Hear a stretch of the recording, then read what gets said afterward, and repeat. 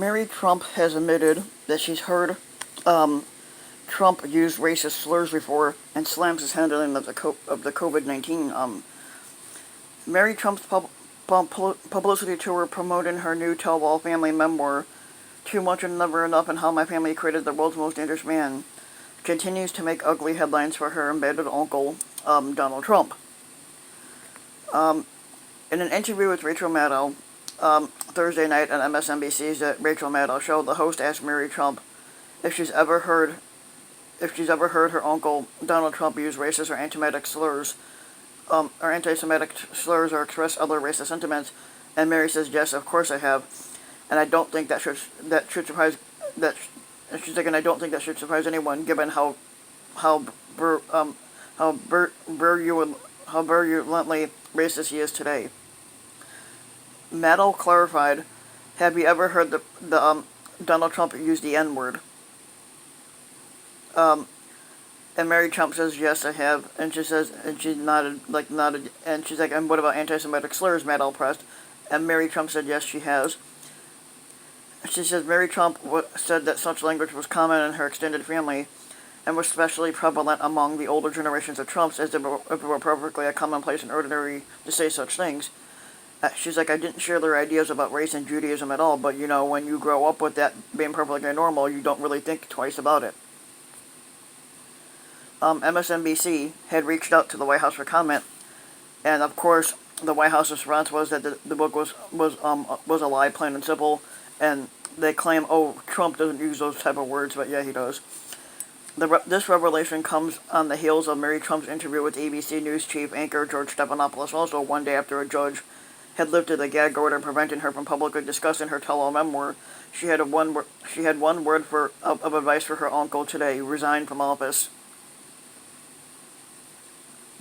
In her interview with Maddow, Mary Trump said that she was reluctant to speak up during the 2016 election, fearing that she would be dismissed by the public as a disgruntled, estranged family member.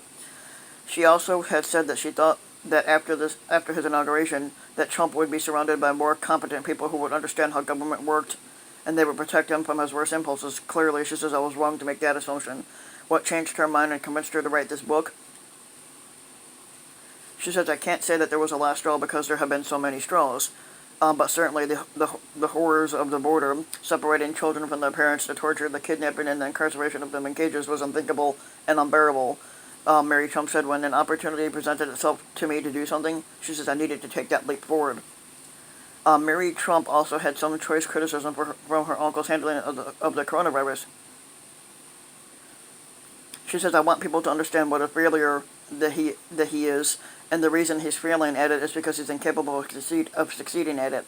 Mary Trump said it would have required taking responsibility, which would, in his mind, have meant admitting a mistake, which in his mind would be admitting weakness, which in my family was essentially punished with the death penalty, symbolic or otherwise. What I think we need to grapple with now is why so many people are continuing to allow this. According to the Centers for Disease Control and Prevention, as of the interview's airing, nearly 137,000 Americans have died because of this. The vast majority of those people did not need to lose their lives, Mary Trump said. "It is utterly insane at this point, and we need to wake up right now. And instead of taking it seriously, instead of standing aside and letting the experts take over, Donald is hawking black beans," she added, referring to a much-criticized Instagram photo posted Wednesday that shows the squatter sitting in the office with the line of Goya products across his desk, after the company's CEO, Robert Unanue, publicly praised him. It would be absurd if it weren't so devastating. Mary Trump's parting shot was a warning against re-electing her uncle for a second term, continuing along this path, which is exactly what would happen if Donald were to be re-elected in 2020. Would I absolutely believe? She's like, "I would absolutely believe that this would be the end of the American experiment," she said. "Too much and never enough paint an ugly, dysfunctional portrait of the Trump family, which Mary Trump says was twisted by her grandfather, Fred Trump, a prominent New York City real estate developer who had ruled his household with an iron fist under a dark, oppressive cloud of psychological and emotional abuse. It drove the eldest son and Mary Trump's father, Fred, to basically drank himself to an early death from alcohol." The book, which went on sale Tuesday, is already breaking records thanks to combined free sales and the first day sales of print ebooks, audio, and the book has sold more than 950,000 copies in its first official day of sale, a company record according to the publisher that published the book, Simon & Schuster.